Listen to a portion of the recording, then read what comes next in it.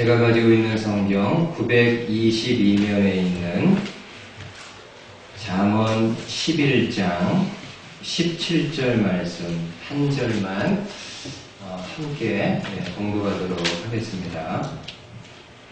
잠언 11장 17절 말씀 우리 같이 한 목소리로 함께 공독하겠습니다. 인자한 자는 자기의 영혼을 이롭게 하고 잔인한 자는 자기의 몸을 해롭게 하느니라. 인자한 자는 자기의 영혼을 이롭게 하고 잔인한 자는 자기의 몸을 해롭게 하느니라. 오늘 이 한 절의 말씀 중심으로 해서 하나님이 주시는 생명의 말씀 함께 나누도록 하겠습니다.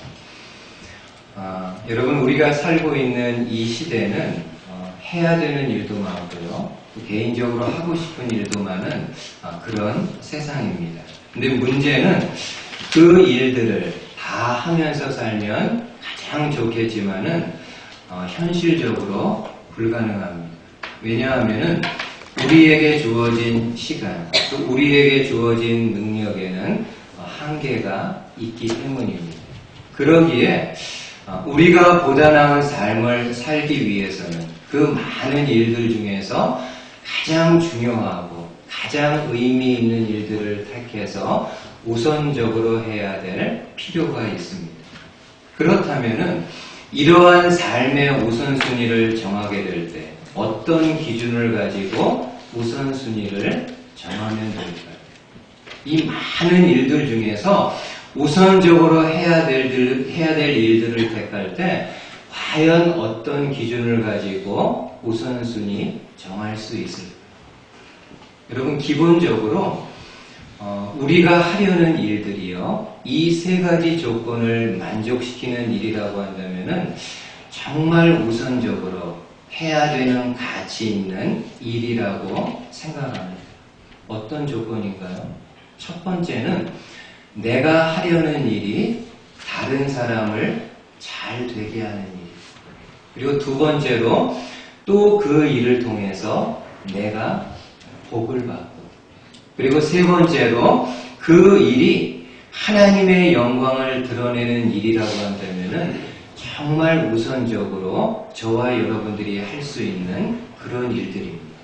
근데 만약 반대로 우리가 하려는 일이 다른 사람을 해하고 나도 망하고 하나님의 영광을 가리는 일이라고 한다면은 당장에 아무리 이익이 되고 돈이 된다 할지라도 저와 여러분들이 결코 해서는 안 될 것입니다.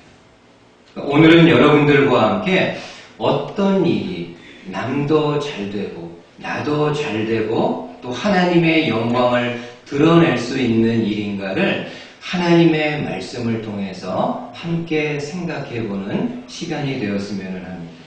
먼저 오늘 본문 잠언 11장 17절 말씀 한 번 더 화면을 통해서 보십시오. 인자한 자는 자기의 영혼을 이롭게 하고 잔인한 자는 자기의 몸을 해롭게 하느니. 여러분, 본문에 나오는 인자는요, 한문 그대로는 어질고 자비로운 것을 이야기합니다. 근데 원어의 뜻도 이렇게 별로 크게 차이가 나지 않습니다.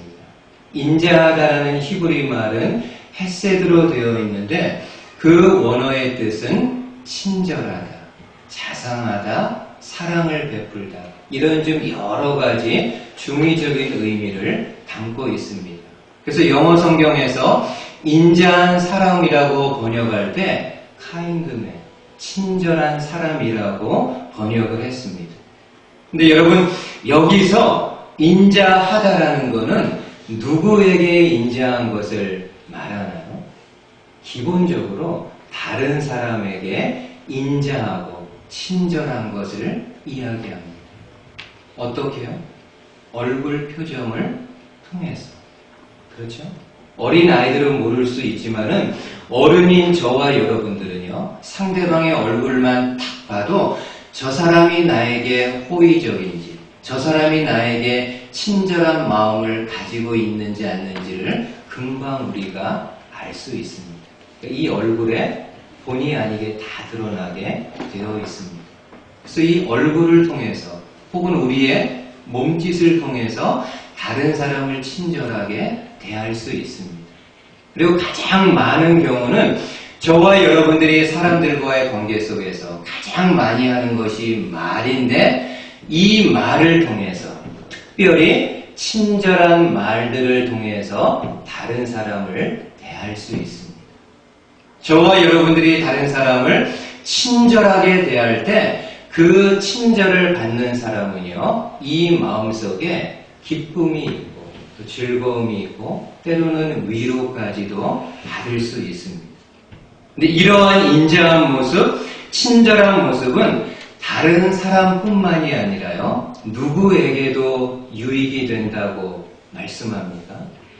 아까 그 말씀 보니까는 인자한 자는 자기의 영혼을 이롭게 하고, 여러분, 다른 사람을요, 인자한 모습, 친절하게 대하는 사람은 비단 다른 사람만 좋게 하는 것이 아니라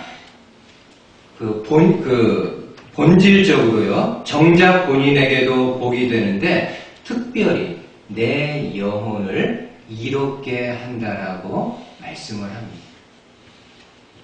이 말씀은 저와 여러분들이 생활 속에서 많이 경험을 합니다. 우리가 다른 사람을 향해서 친절하게 대하고 친절한 마음을 가지고 친절한 말로 그들을 대하게 될 때 그 말을 받는 사람도 참 기쁨을 누리지만은요, 그러한 친절을 베푸는 저와 여러분들의 마음에도 기쁨이 있습니다. 그렇죠? 네. 뿌듯함이 있고요. 그 다음에 이 마음속에 설명할 수 없는 다른 어떤 기쁨이 있게 됩니다. 그리고 한 걸음 더 나아가 성도의 인자한 모습과 행동은 하나님의 영광을 드러내는 일이기도 합니다. 여러분, 지난번에 그 재직 세미나 함께 했는데 그때 하나님의 속성에 대해서 말씀을 드렸습니다. 하나님의 속성에는 크게 두 가지가 있다고, 비공유적 속성, 또 공유적 속성이 있다고 말씀을 드렸습니다. 비공유적 속성은 어떤 건가요? 사람에게는 없고 저와 여러분들에게는 없고 하나님에게만 있는 속성을 이야기합니다.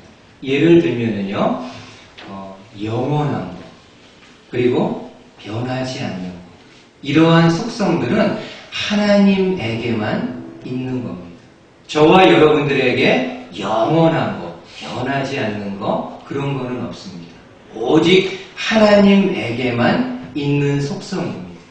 근데 반면에 공유적 속성은 어떤 것인가요? 하나님의 속성이긴 하지만은 하나님의 형상으로 지음받은 사람에게도 함께 있는 속성을 이야기합니다.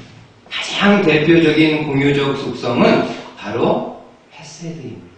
인자, 친절, 사랑. 이거는 본래 하나님의 속성이었지만은 하나님이 당신의 형상을 따라서 인간을 만드실 때 그 마음 가운데 헤세드의 마음을 심어주시게 됩니다. 그러기에 저와 여러분들이 다른 사람들을 친절하게 대할 수도 있고요. 굉장히 어려운 가운데 있는 사람들을 바라보게 되면은 긍휼한 마음을 가지고 그들을 도울 수 있는 그 마음을 가질 수 있습니다. 그래서 성도가 다른 사람들에게 인자한 모습과 행동을 드러내게 되면 그것은 바로요, 하나님의 헤세드, 하나님의 인자를 드러내는 것과 같은 일입니다. 여러분, 이처럼 인자는 남도 잘되게 하고 나도 복을 받는 일이고 또 하나님의 영광도 드러내는 일이기에 성도인 저와 여러분들이 가장 우선적으로 할 수 있는 일입니다. 그럼 한번 생각해 보십시오. 여러분들의 생활 속에서 얼마나 이 헤세드, 이 친절을 베풀고 있는지. 멀리 다른 사람 생각할 거 없고요. 여러분들 가정에 있는 식구들을 향해서 어떻습니까? 얼마나 친절하게 내 배우자를 대하고 있는지. 얼마나 친절하게 내 자녀들을 대하고 있는지. 조금 더 한 걸음 나왔어요. 여러분들이 이렇게 교회에 오셔서 함께 공동체를 이루면서 신앙생활을 하고 있는데 내 옆에 있는 성도들, 내 앞뒤에 있는 성도들 만날 때마다 얼마나 내가 좀 친절하게 대하고 있는지. 때로는 내 마음에 맞지 않아서 만날 때마다 얼굴을 이렇게 본의 아니게 찌그리는 그런 모습은 아닌지. 바라기는 저와 여러분들이 멀리 있는 사람들, 나와 관계없는 사람들에게도 친절을 베푸는 것 대단히 중요하겠지만은 가장 우선적으로 함께 더불어 살아가고 있는 사람들, 함께 더불어 신앙생활을 하는 사람들에게 하나님의 헤세드, 하나님의 인자한 모습을 잘 드러낼 수 있는 저와 여러분들 되실 수 있기를 주님의 말씀으로 축복을 드리겠습니다.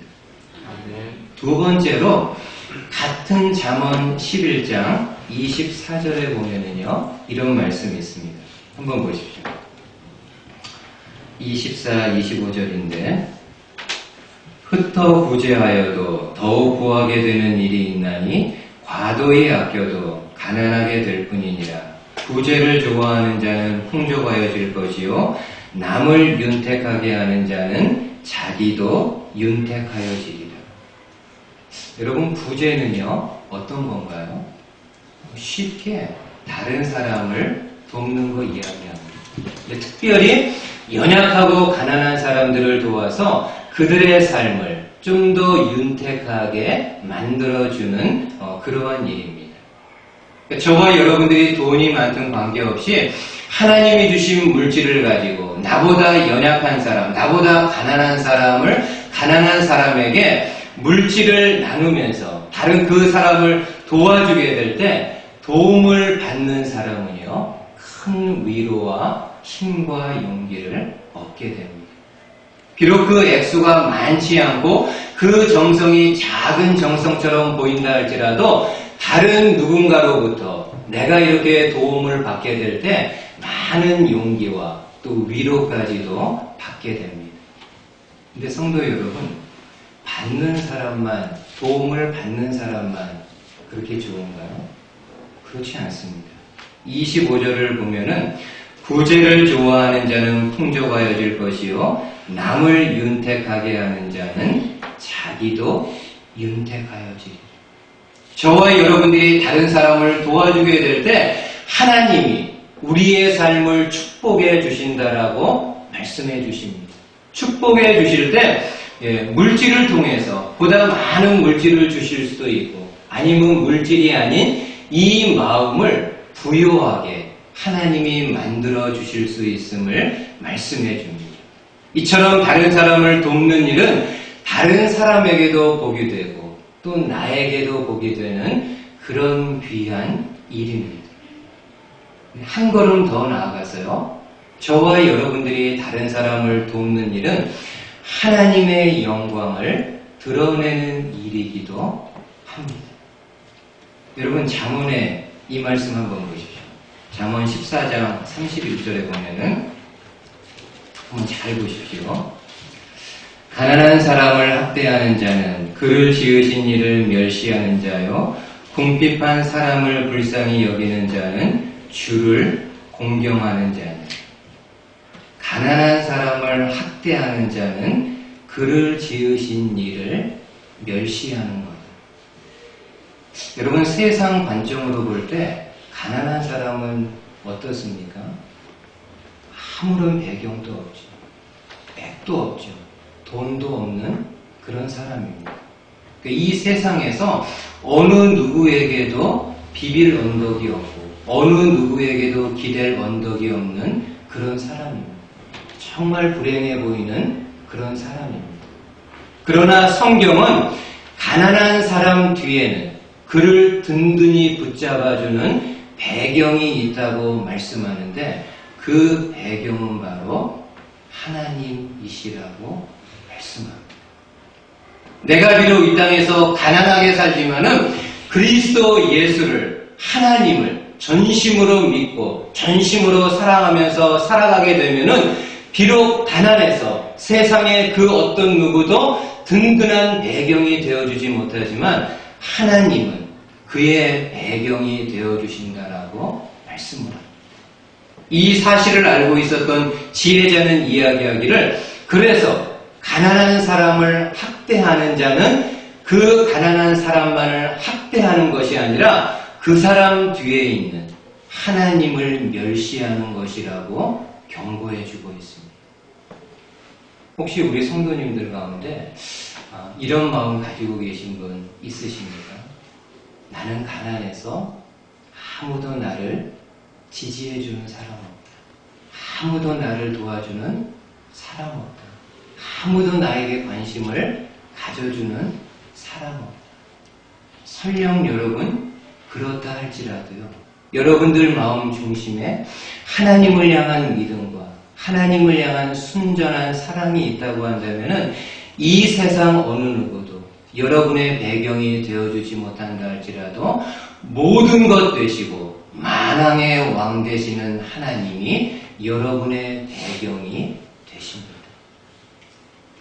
혹시 여러분들 가운데 이런 분들이 있으신가요?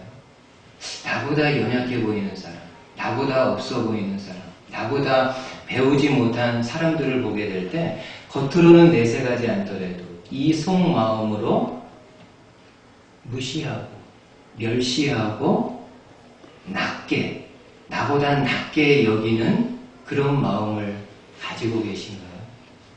여러분 오늘 성경이 이야기합니다. 가난한 자를 학대하는 자, 가난한 자를 무시하는 자는 그 뒤에 배경이 되시는 하나님을 멸시하는 것임을 이야기하고 있습니다. 근데 반면에요. 이 말씀 하반절에 보면은 궁핍한 사람을 불쌍히 여기며 도와주는 사람은 바로 하나님을 공경하는 사람이라고 말씀을 합니다. 저와 여러분들이 내 주변에 있는 연약한 사람, 내 주변에 있는 궁핍한 사람을 긍휼히 여기고 하나님이 주신 헤세드의 마음을 가지고 불쌍히 여기며 도와주게 될 때 그것 자체가 하나님의 영광을 드러내고 하나님을 공경하는 일이라고 말씀하고 있습니다. 이처럼 구제는 남과 나 그리고 하나님을 다 이롭게 하는 일이기에 저와 여러분들이 가장 우선적으로 해야 되는 가치 있는 일입니다. 마찬가지로 생각해 보십시오. 내가 주변에 어려운 사람들에게 얼만큼 내 손을 펴고 있지? 혹시 이렇게 그냥 꽉 이렇게 움켜쥐고 있는 거 아닌가?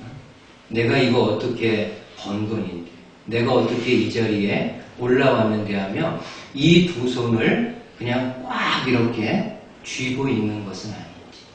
얼마나 연약하고 힘들어하는 성도들에게 이 손과 이 마음의 문을 열고 있는지요. 여러분 초창기 그 초대교회 성도들은요, 이 인자, 헤세드와 구제를 몸소 실천했던 그런 성도들입니다. 로마 황제인 율리아누스는 그 로마의 그 전통적인 종교를 지키기 위해서 대단히 노력했던 그런 황제입니다. 그리고 그 일환으로 그 당시 급성장하고 있었던 기독교를 박해했는데 기독교가 더 이상 성장하지 못하도록, 그래서 로마의 종교가 잘 지켜지도록 많은 제재와 또 물리적인 박해를 가했던 황제입니다. 근데 그럼에도 기독교의 성장을 막지 못했는데 그 이유 중에 하나는 그 당시 크리스찬들의 인자와 구제 때문이었다라고 본인 스스로가 고백을 합니다. 이 율리아누스가요, 그 당시 크리스찬들에 대해서 이렇게 기록한 내용이 있습니다. 한번 여러분 잠시 들어보십시오. 기독교인들은 나그네들에 대한 친절한 봉사와 죽은 자들의 장례에 대한 관심을 통해 현저한 발전을 이루었다. 유대인 가운데는 거지가 적은데 그 이유는 그리스도인들은 자기네 급빈자들을 극진히 돌보고 있었기 때문이다. 뿐만 아니라 그들은 손을 펴서 로마의 극빈자들까지도 구제하고 있다. 반면 우리 종교에 속한 사람들은 가만히 앉아서 누군가가 도와주기만을 바라고 있으니 정말 창피한 일이 아닐 수 없다. 여러분, 그 당시 율리아누스는 그렇게 기독교를 박해하는 가운데서도 인정할 수밖에 없었던 것은 그 당시 크리스찬들이 어려운 사람들, 힘들어하는 사람들을 향해서 그리스도의 사랑과 구제의 손길을 베풀어가지고 섬기는 모습을 보았기 때문입니다. 오늘 저와 여러분들은 얼마나 내 주변에 있는 분들 관심 있게 바라보고 있는지. 여러분, 이러한 일은요, 목회자만 해서는 안 되는 일이죠. 그죠? 목회자는 기본적으로 여러분들의 생활, 여러분들의 어려움이 어떤 건지를 개인적으로 많이 알고 있는 그런 사람입니다. 그래서 할 수 있는 부분이 많지는 않지만은 여러분들의 힘들고 어려운 상황을 가지고 하나님 앞에 나와서 기도하는 일에 전념하는 사람입니다.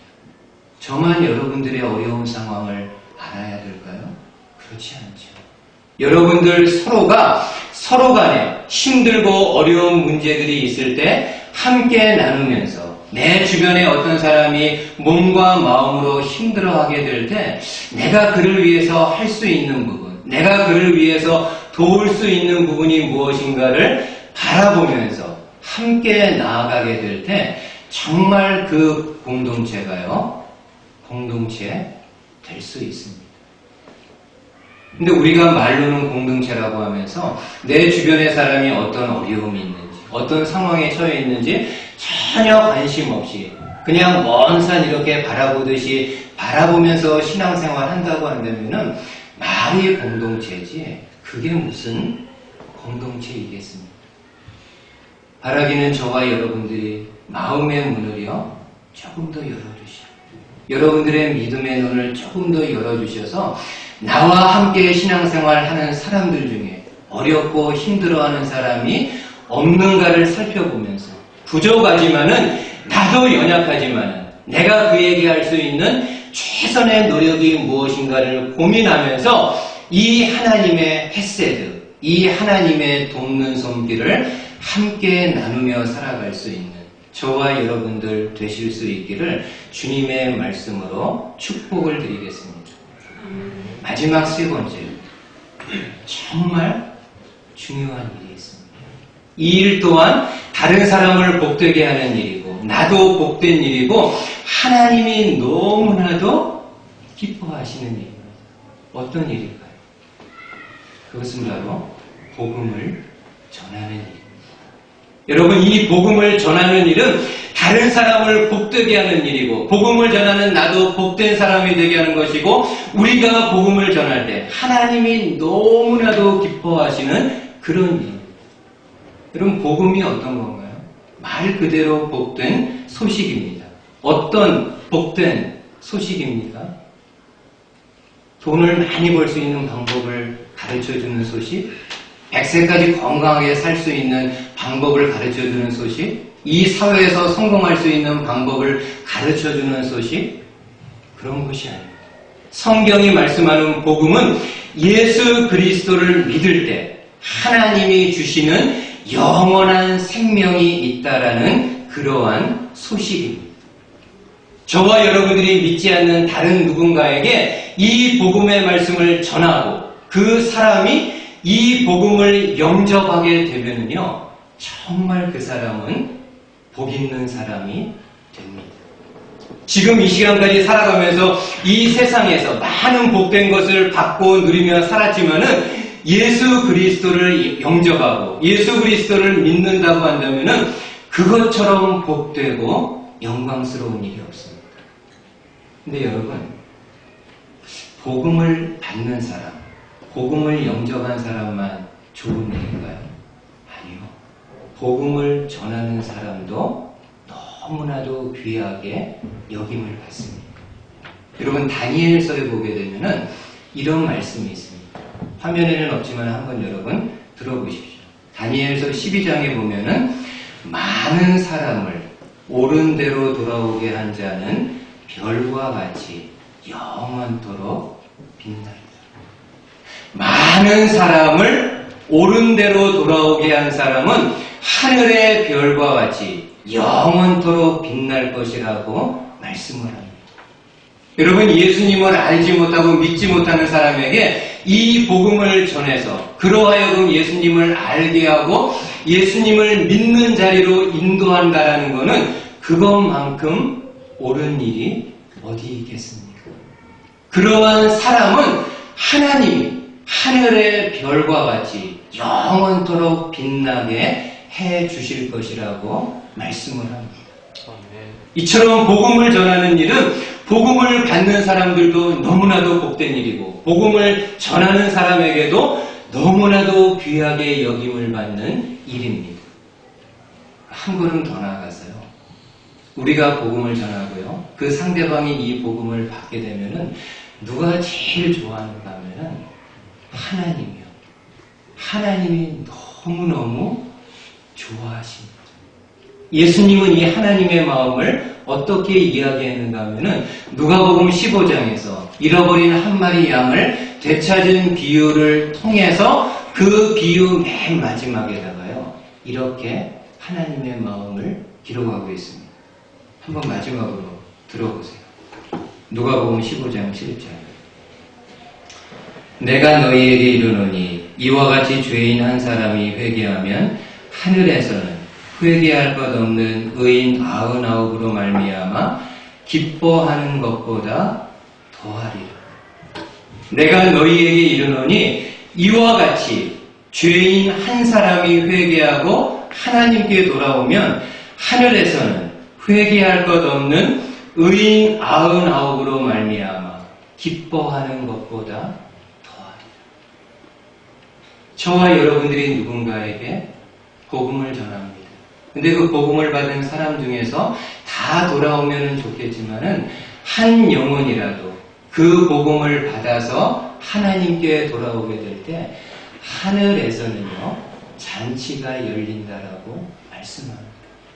하나님이 그 돌아오는 영혼을 보면서 너무나도 기뻐하고 너무나도 감격해하는 그 마음을 갖는다라고 말씀을 합니다. 여러분, 이것처럼 귀한 일이 어디 있습니까? 다른 사람의 영혼도 구하는 일이고 나도 하늘의 별처럼 영원히 기억되는 일이고 또 하나님이 그렇게 기뻐하시는 이 복음 전하는 일, 정말 저와 여러분들이 이 땅에 있는 동안 할 수 있는 최상의 가치 있는 일이라고 생각을 합니다. 마지막으로 생각해 보십시오. 나는 내 주변에 있는 사람들에게 복음을 전한 적이 있는가? 나로 인해 가지고 지금까지 한 영혼이라도 하나님께 돌아온 적이 있는지. 여러분, 멀리 있는 사람에게도 복음 전하는 거 귀한 일이지만요. 아까 처음에 이야기한 것처럼 가장 가까이 있는 사람에게 복음을 전해서 믿게 하는 것은 너무나도 중요한 일입니다. 가장 가까운 사람들 누굽니까? 내 배우자죠. 내 부모님이죠. 내 자녀들이죠. 과연 혹시 이 가족들 가운데 아직까지도 하나님을 믿지 못하는 가족들이 있는데 내가 과연 입을 벌어서 정말 사랑의 마음을 가지고 안타까운 마음을 가지고 가족의 식구들에게 이 복음을 전한 적이 있는지. 나는 믿고 너는 그냥 그대로 간다. 그런 마음은 아니신지. 여러분들 지역에, 여러분들 동네에 교회에 나오지 않는 그래도 한인들이 있습니다. 그 사람들을 향해서 만날 때 이런저런 여러 가지 이야기들을 하면서 지내고는 있지만 정작 중요한 내가 믿고 있는 이 복음에 대해서 믿지 않는 그 영혼에게 진지하게 이야기한 적은 있는지. 여러분 한번 꼭 기억해 주십시오. 다른 어떤 것보다도요. 이 복음을 전하는 일은 그 영혼을 구원하는 일이고 내 영혼을 새롭게 하는 일이고 하나님이 너무나도 기뻐하시는 일이기에 우리가 이 땅 살면서 다른 많은 것들은 하지 못한다 할지라도 이 복음 전하는 일에 있어서 열심을 내며 살아가게 된다면은 정말 하나님이 기뻐하시는 그러한 복된 삶 살아갈 수 있습니다. 이러한 성도님들 되실 수 있기를 주님의 말씀으로 축복을 드리겠습니다. 아멘.